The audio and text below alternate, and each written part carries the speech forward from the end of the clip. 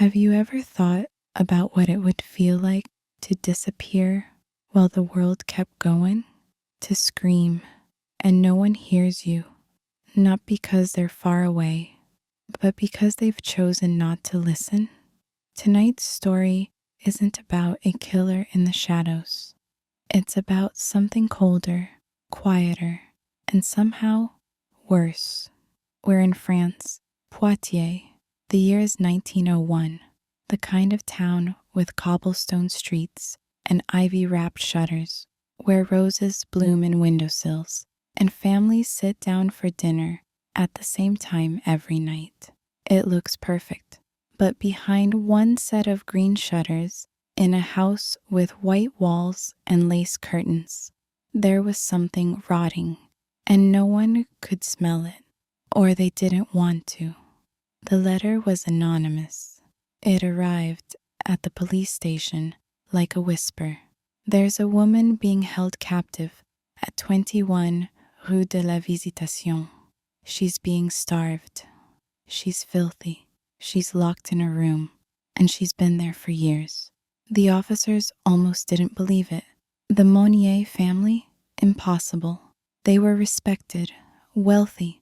Madame Monnier was practically aristocracy, elegant, charitable, pious.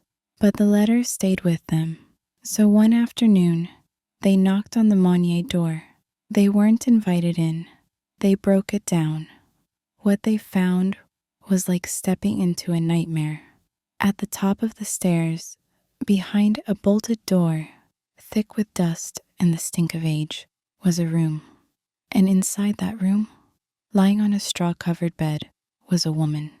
Naked, skin stretched thin like wax paper, eyes sunk deep into a skull that looked barely human, her body covered in sores, matted hair reaching her ankles. The shutters had been sealed. No sunlight in 25 years. Fasces, rotted food, and bones of rats covered the floor. The smell was unbearable.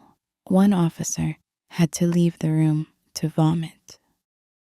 Her name was Blanche Monnier. She was 52 years old, but she looked like a ghost, like she'd already died. And here's the horror. She'd been missing since she was 25. A young woman, brilliant, charming, with thick black hair and dark, determined eyes. In 1876, she'd fallen in love with a man, a lawyer, not rich, not noble, but kind. Her mother didn't approve. She told Blanche she would never allow the marriage, and when Blanche resisted, she vanished. The Monniers told the world she'd gone away.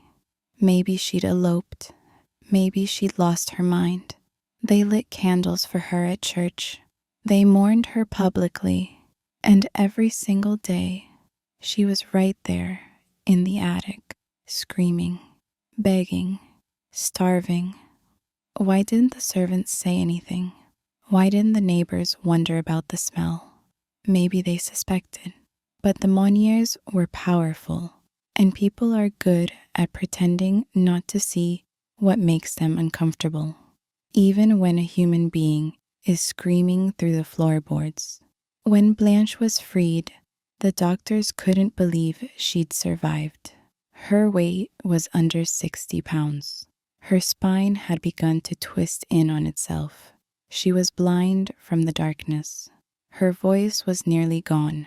They said her mind had fractured, but she was alive. Madame Monnier was arrested. She died just 15 days later, in prison, unrepentant. She never gave an explanation, never showed remorse. And that's what chills me, because sometimes evil doesn't look like rage or chaos. Sometimes it's quiet, wearing pearls and smiling through dinner. When I think of Blanche, I picture her in the dark, lying on that bed, day after day, year after year, listening to life go on just below her, hearing laughter, silverware, music, and knowing it was all for other people, not her. She was the secret they buried alive. So tonight, as you lie in your bed, with your soft sheets and warm air and the hum of electricity in the walls. Imagine what it would be like if no one opened your door again, if someone decided your life was inconvenient and simply removed you from it. No blood, no knife, just silence and a locked door. Sleep well if you can.